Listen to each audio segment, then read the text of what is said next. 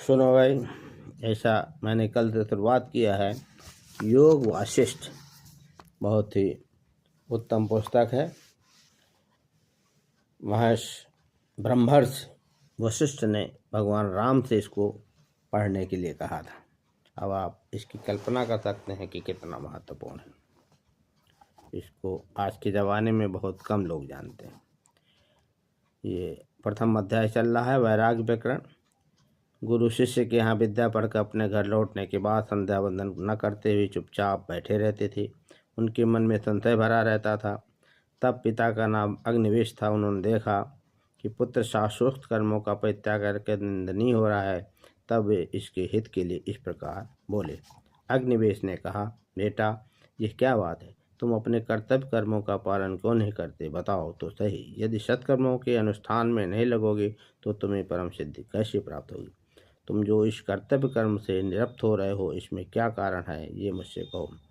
कारुण्य ने बोले, पिताजी, आजीवन अग्निहोत्र और प्रतिदिन संध्या उपासना करे, इस प्रवृत्ति रूप धर्म का श्रुति वेद को भी कहते हैं।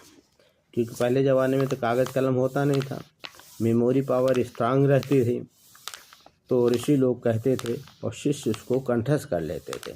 इसलिए इसका नाम, वेद का नाम श्रुति भी है। आज हम लोग 3-3 घंटे प्रवचन सुनते हैं। प्रवचन सुनने के बाद अगर कह दिया जाए कि 3 लाइनें कोई बता दो क्या कही गई, तो हम लोग भूल जाते हैं। क्यों? कि आज की मेमोरी पावर बहुत कमज़ोर हो गई है, आयु कम हो गई है, शारीरिक क्षमता क्षीण हो गई है। तो इसलिए स्वाध्याय नित्य करने की ज़रूरत है।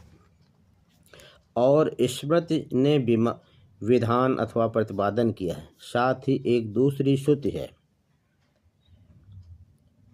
जिसके अनुसार न धन से, न कर्म से, न संतान से, उत्पादन से ही मोक्ष प्राप्त होता है। मुख्य यतियों ने, यति कब कहते हैं? ऋषियों ने एकमात्र त्याग से ही अमृत स्वरूप मोक्ष सुख का अनुभव किया।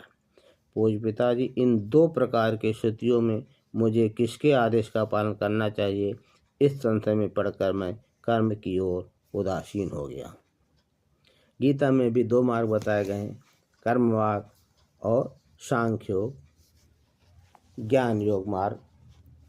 अर्जुन ने जब प्रश्न किया था, मुझे इस भयंकर कर्म क्यों लगाते हैं, तो भगवान कृष्ण ने उत्तर दिया था, देहाभिमानियों द्वारा अव्यक्त विषय गति दुखपूर्वक प्राप्त की जाती है।